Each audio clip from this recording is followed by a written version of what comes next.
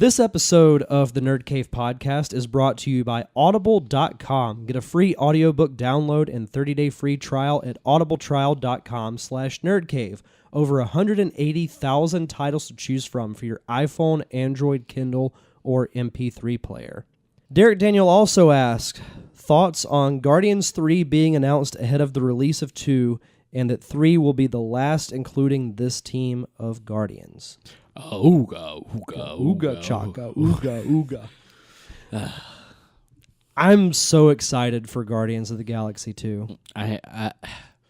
Me and a few of my friends were talking about it yesterday.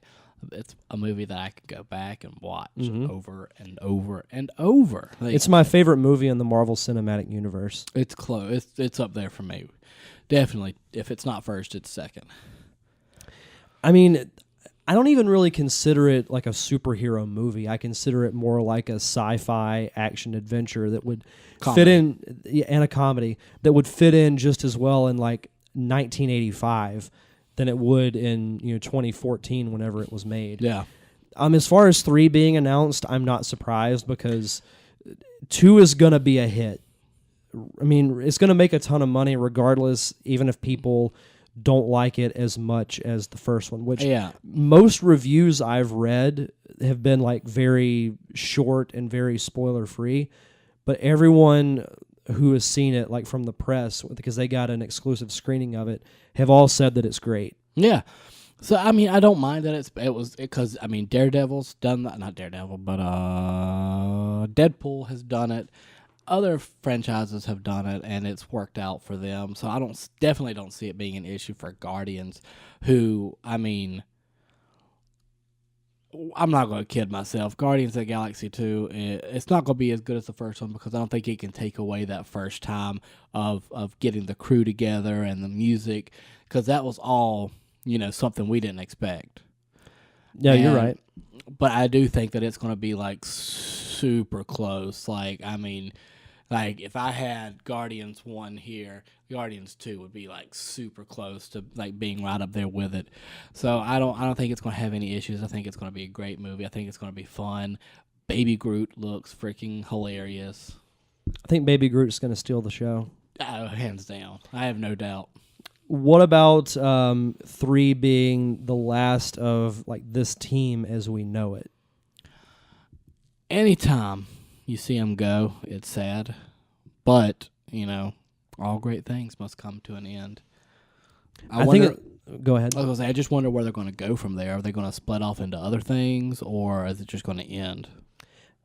I think it will be good to end on a high note before it gets too stale.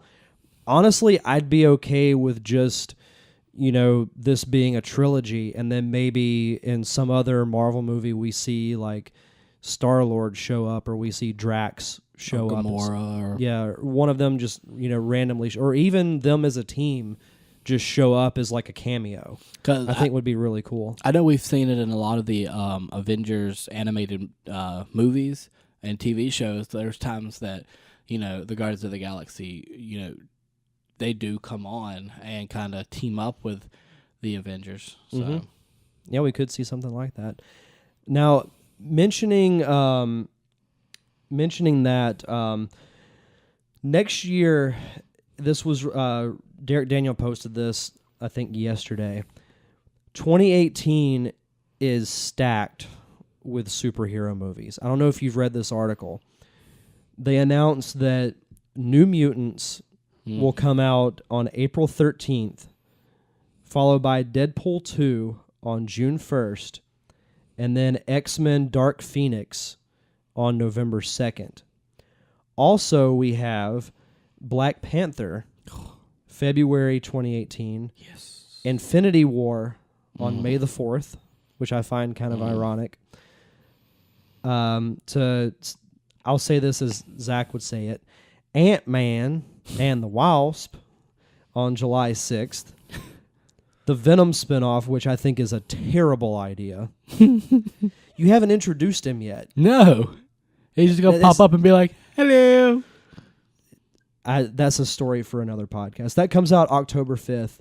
And then Sony Animation's Miles Morales Spider-Man movie on December 21st, 2018. Oh, and possibly Aquaman in December. I'm very confused because I know Sony wants to take Spider-Man that's in the MCU. I know they want to take him back into the Sony world. It's rumored about that, yes. Yeah. And they're idiots if they do that. Oh, I 100% agree.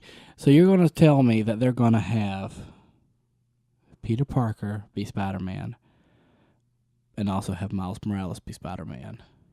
The Miles Morales thing is just an animated movie. It's like it's animated? It's like a one-off thing. Okay, never mind. Then my brain is more at ease. If you want to do a Venom movie, here's some advice, Sony. Why not after Infinity War, or you could actually do it in Infinity War, maybe have the Avengers go into outer space and Peter Parker just happens to find a black symbiote. There you go. I mean, that's a good idea. That's how you do it. That's how you and then the Spider-Man Homecoming sequel or whatever it might be. I mean, yeah, I still think you'd be fast-tracking that storyline, but if you really want to do it, that's how you do it. I just feel like there's not a need for a Venom spinoff right now. I think what they should do is, have it maybe mention something about the going out to outer space, like NASA's doing this huge thing in the second Homecoming, and have him for the third. The Vulture for the first one, I feel like kind of a lackluster character, but they I think Michael Keaton will make that good. That's what I was going to say. Michael Keaton, and they've kind of beefed him up a little bit. He's not some old man in pajamas with wings. He's in a freaking suit, like armored suit, shooting. I mean, he looks badass. Which is built with tech from the alien invasion from Avengers 1. Oh, look at there. Yeah. The Shatarian. Something like that, yeah. So, I just think they're moving too fast. That's a total of, I think, 9 superhero movies if Aquaman comes out. So much. That could be when we start to see the fatigue a little bit, because that's a lot of movies. I agree. Because then you got to also think with Disney, they'll also have the Han Solo movie coming out that year too. I'm sure they'll have a live-action adaptation, which I don't know which one it's going to be. I don't think they've actually announced it yet. I think it might be Lion King. They've mentioned Lion King. They've mentioned Mulan, Aladdin, which we'll get into that one in a second. What I feel like they've announced another one. Oh, Little Mermaid. Yeah, they announced Little Mermaid, but they haven't said which one they're doing next. So we'll have to see. We'll segue out of Marvel and the Marvel movies for a bit. What do you think of this whole Will Smith possibly being the Genie thing? I pulled up to the palace about 7 or 8. You had to do it. I did. As many people know, whoever we get to do the Genie will never be Robin Williams. We'll go ahead and drop that out there right now. I love Will Smith. I love everything Will Smith has done. Even a movie that we joke about on here a lot, Wild Wild West. But I just don't know about the casting for Genie being Will Smith. This is Disney is going to have a very tall task in front of them because, like you said, whoever they cast, and I think this will be unfairly compared to Robin Williams because no one can play that role like he did. No, there will always be just one Genie in everybody's heart, and that's Robin Williams. Correct. I even had this conversation with somebody the other day. It kind of falls into that whole thing that they did with Tarkin in Rogue One. What if they just made the Genie completely CG, which I think they probably should do anyway, and use the old recordings of Robin Williams? It's a possibility. If the family was okay with it, what would be your thoughts? I'm not a huge CG fan. Excuse me. Not a huge CG fan. Mm-hmm. So, and I'm not talking about like CGing Robin Williams. I'm talking about like making the Genie a CG character and just using like his old recordings he did for the voice and just dub that into that character. So Robin Williams would still technically be the Genie. Yeah. I don't know if I'm a huge fan of that. I think that would probably be a good way to go if we want to, to keep it. And I know whoever's going to do it's going to be, like you said, unfairly, compared to Robin Williams. But I kind of want to see, what the other person can bring to the table. Like if it is a Will Smith, or I know Jake posted an article about Gabriel Iglesias doing it. No. You don't think Fluffy can do it? I mean, could he do it? Sure.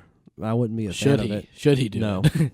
But, whoever they get, I kind of want to see if they have the chops to do it. Yeah.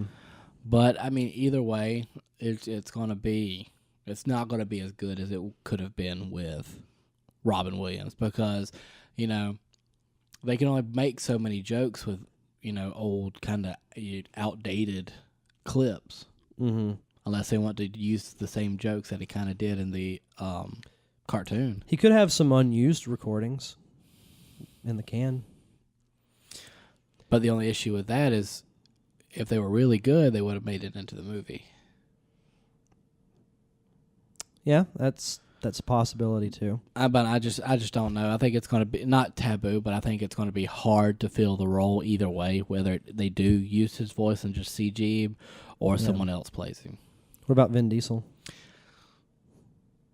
La Familia. I don't think he's gonna be able to do it. Vin Diesel is the Genie. The Rock is Jafar. Oh God. Please. No, The Rock is Iago. Oh God. Rock, Polly, what a cracker. If you smell what Iago's cooking. Oh God. I would be a fan. I don't think I could handle that one. Thoughts on the Thor Ragnarok trailer? I'm down for that. My favorite part was, Thor sitting in the arena. He's looking around, and then people are chanting because he's hearing the door start punching. He's like, "What the heck am I about to fight?" Then the Hulk comes out. He's like, "Roar!" He goes, "Yeah!" And he's like super excited. He's like, "I know him from work." I almost pissed myself. I was laughing so much because that's always, even in the cartoons and everything like that, the banter between Hulk and Thor was always the best because they would always be fighting, calling each other, Hulk calling him Goldilocks and stuff like that. It's fun. I think this one's going to be fun, and I think Jeff Goldblum's character, we finally realized what he is. He's the, I guess, master of ceremony or the head of games. Mm-hmm. So, and it's super colorful because obviously he looks like a very colorful person. So I'm excited for it. I think this is going to be the best one yet. I think so. It looks easily like the best Thor movie that I think they're going to do. It looks fun. I was very sad to see Mjolnir get broken. That was shocking. It was. I was like, oh my God. Because I know it in the comics, he loses it. He doesn't get destroyed. Mm-hmm. But, Odin was able to make a hammer for Beta Ray Bill. I'm sure if they need to, they can make another hammer. Yeah. But he has to get back to Asgard. Yeah. But I'm excited for it. What are your thoughts? I think it looked really, really good. I was shocked at not necessarily how good it looked, but the tone that it had. Yeah. It had a little bit of a Guardians of the Galaxy feel to it. Because you had I think it was Led Zeppelin, had the song for the trailer. Mm-hmm. Seeing the Hulk in Gladiator armor was sick. Because how long have we loved Planet Hulk? Yeah. So to see I'm really excited for it. To see it finally being played out in a movie just has, oh my God, has me I'm as wet as can be right now. I agree with that.